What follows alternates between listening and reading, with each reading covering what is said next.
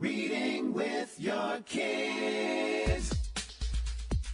Hola, ni hao, konnichiwa, assalamu alaikum, shalom, mahaba, moni wanji, namaste, jumbo, bienvenidos.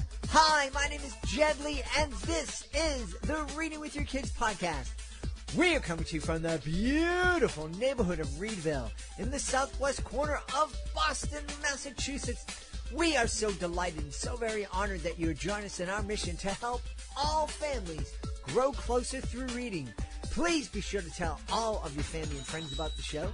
Please be sure to subscribe to the show on the iHeartRadio app, on Spotify, Apple Podcasts, Amazon Music, Stitcher Radio, wherever you find your podcast. Join us right now from New York City. Our guest is here today to celebrate.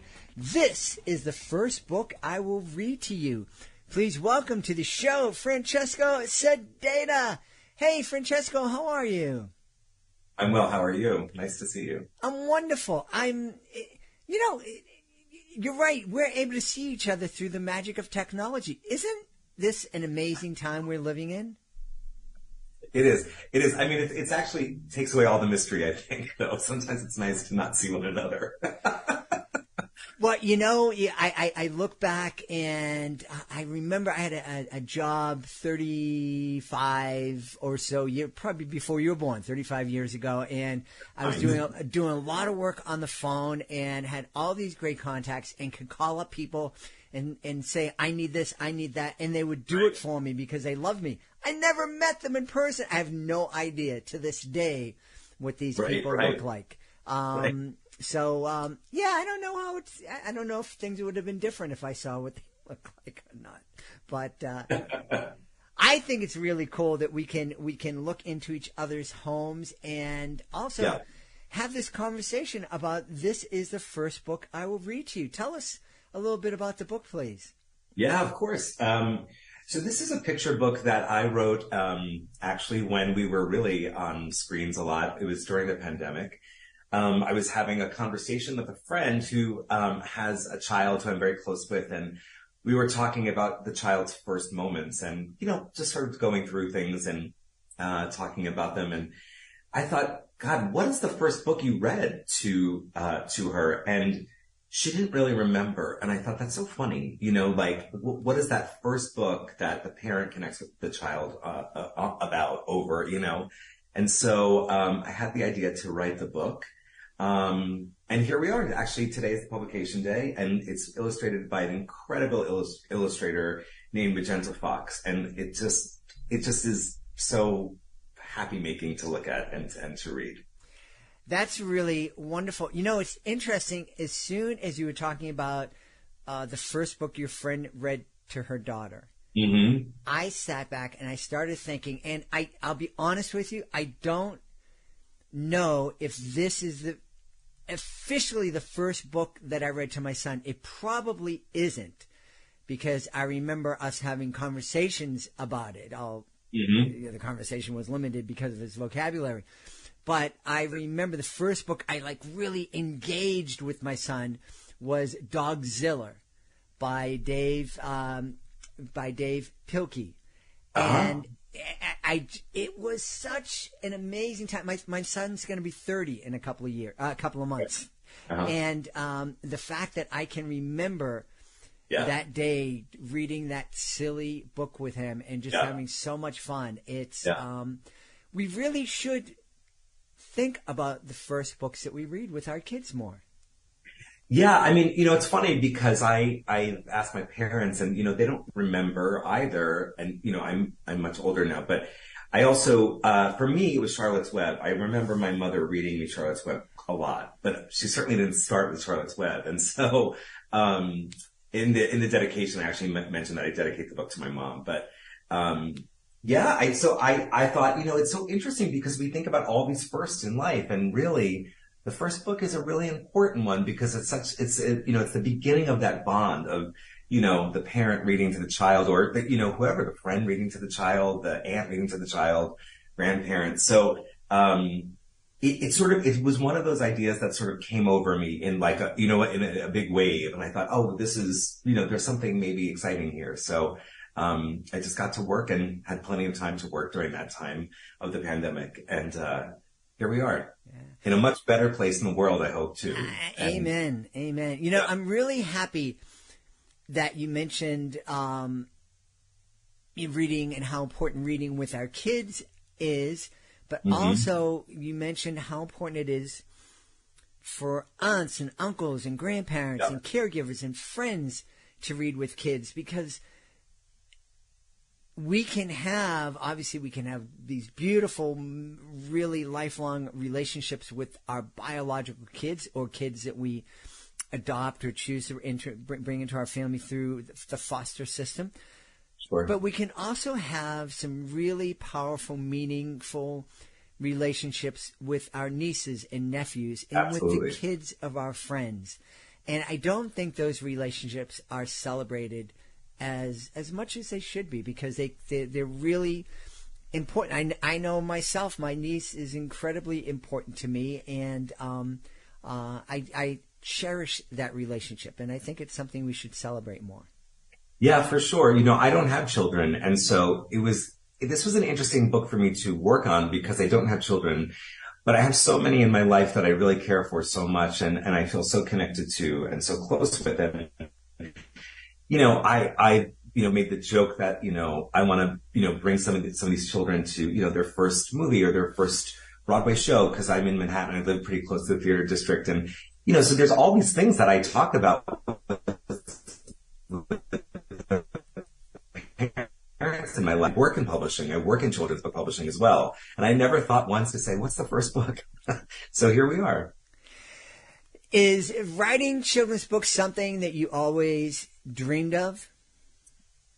I've always dreamed of writing from a very young age. I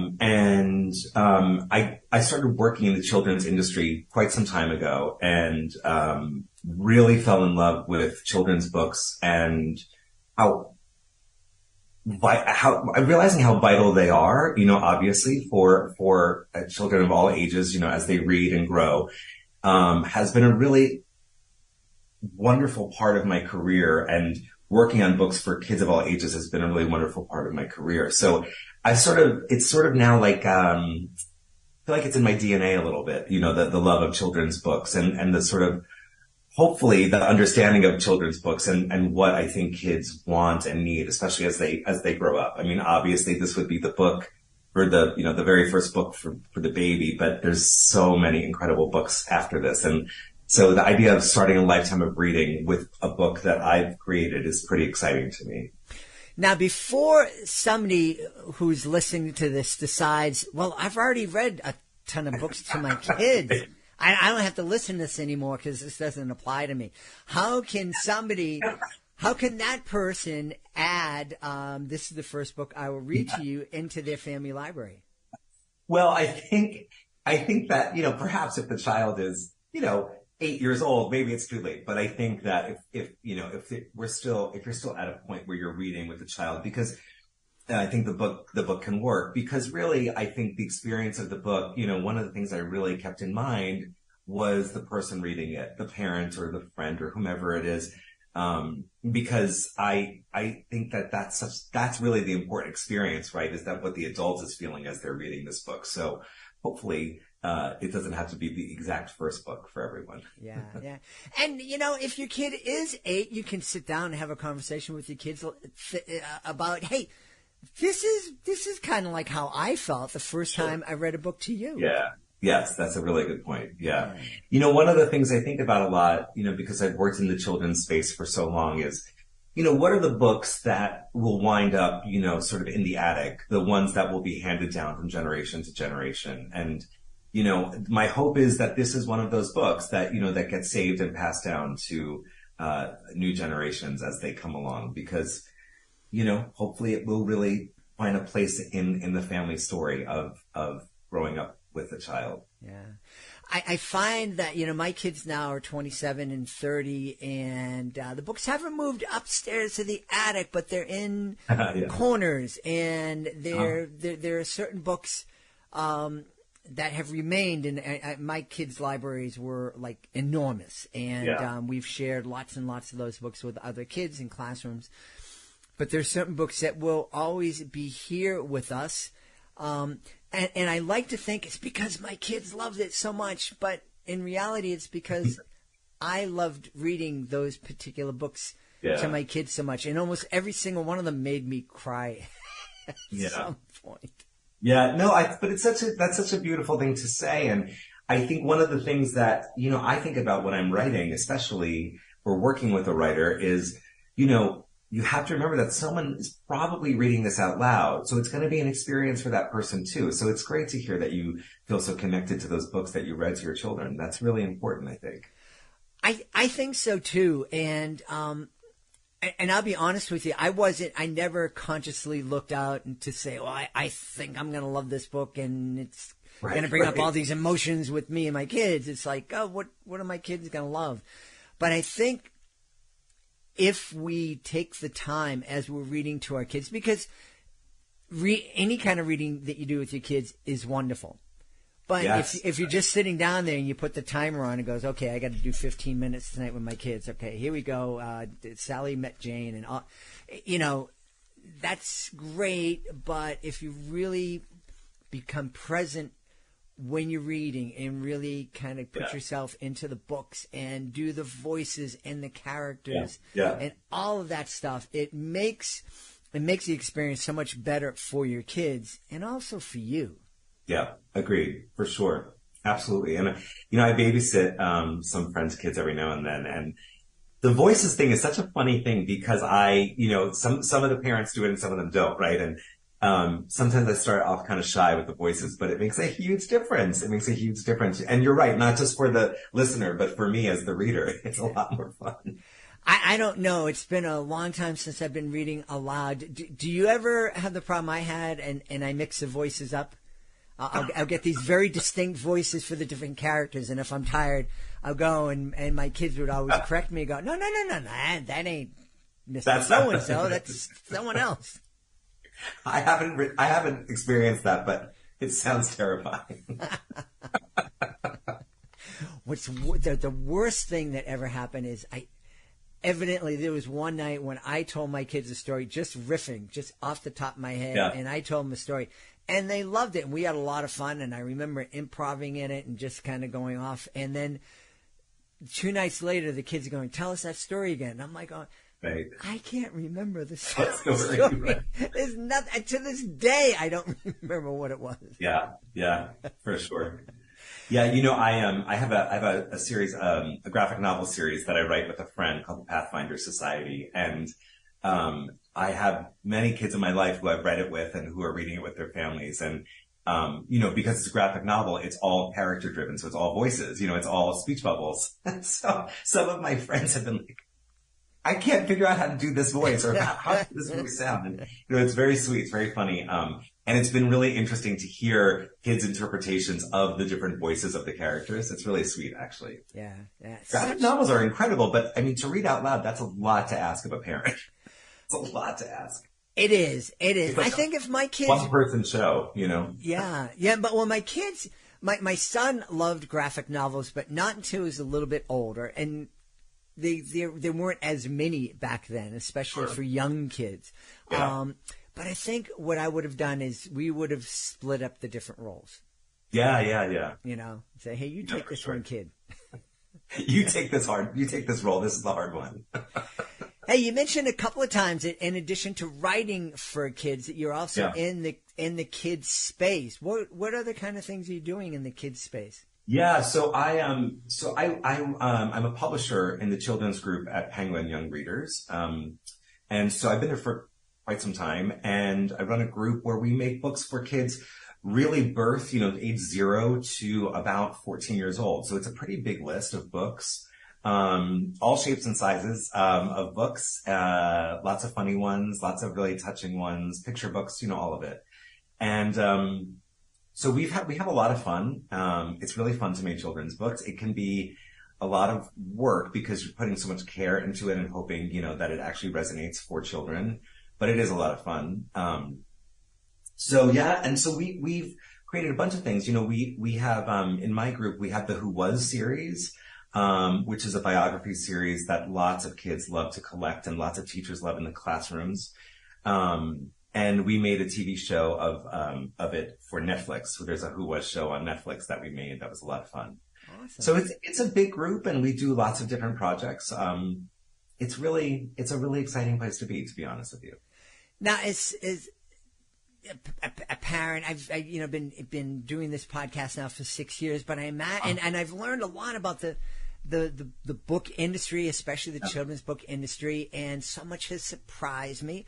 I imagine that there's people out there listening saying he's a publisher at Penguin. I think there was the publisher. I thought like there was like the one big head honcho person. There's more. There's a couple big honchos. There's a couple of big honchos, and then there's publishers who oversee different groups, different divisions. It's sort of like the way you might think of. I might have thought of record labels. When record labels were a big deal. So my imprint is called Penguin Workshop, and I oversee it. But there are many others at Penguin and Random House. Where an individual oversees it with a team of creative people and make the books that they make. Yeah. Yeah.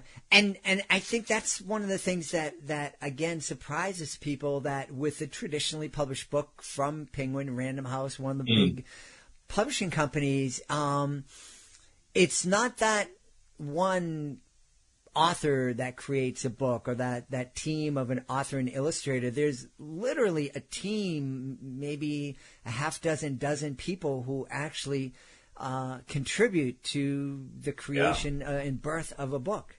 Yeah. I mean, it really takes so many people to get a book finished, designed, printed, to arrive in the warehouse, to be distributed into bookstores.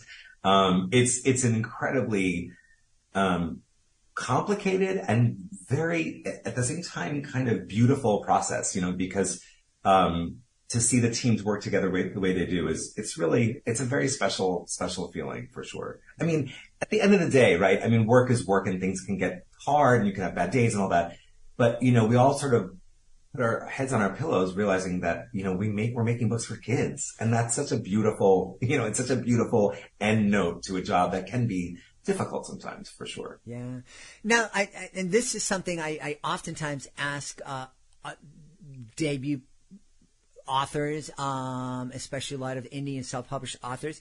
Sure. Do you ever take the time to sit back and to think about the fact that, hey, this book that I write, this is the first book I will read to you, or any of the other books that you are part of, do you take the time to sit back and think, hey, there are thousands of families that are going to be curled up together reading this book? Yeah, absolutely. I do because I feel like if I didn't, I would be sort of not doing justice to the books and to the process of making these books, because the goal is exactly that, right? Is to get a family or a kid curled up and reading and sort of exploring and thinking about different worlds and different people and places. So, I remind myself of it, honestly, quite a bit, because it's the most important part for me. I was a very, very reluctant reader as a child, and my parents are both big readers. So for them, it was really a big struggle to get me to read. And so I really appreciate, how much work goes into getting a child to love reading. Yeah. I think about it all the time. I had this conversation not too long ago, and it's still something I'm trying to work out in my own head. We do oftentimes give, as you just mentioned, you had the label of reluctant reader. Yeah. As you were growing up, and there are kids we do when it comes to reading, it's like we're looking at an athlete. Oh, this kid's a natural reader. This kid loves to read. This is a voracious reader. This is a reluctant reader. This kid doesn't read. We never do that when it comes to TV shows. Kids sit down in front of a TV. They don't like everything they see, and they pick and choose what they want to watch. But it's like, oh, he's watching TV. I wonder if it could help us if we could go from taking those labels that we put on kids and just saying, this kid doesn't like the book they're reading, and we got to help the kid find a book that they're going to fall in love with.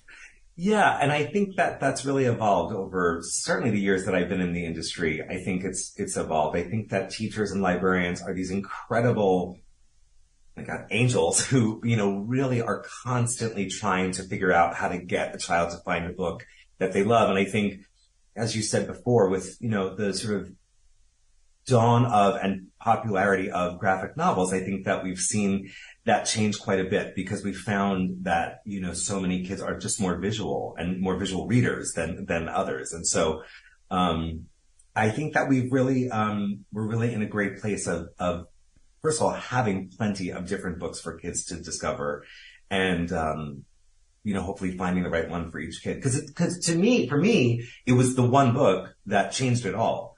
And it was, for me, it was Choose Your Own Adventure. Those were really, really important to me because as sort of a very slow reader, I'm still a pretty slow reader. I didn't feel that no one could know where I was in the book, right? Because you're jumping around the book. So no one would know. It doesn't matter if you're on page 74, page 2, or 200, because you're flipping around that book so in such a funny, specific way. So, those were the books that really sort of taught me to read in a way, taught me to love the reading experience.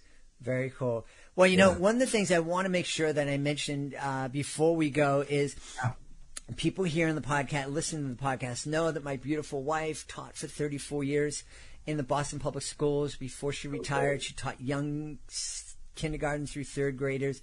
So she's been exposed to lots and lots and lots of books, and she is the first one to take a look at any book that comes through the house. And honestly, some of those books just don't get a second look.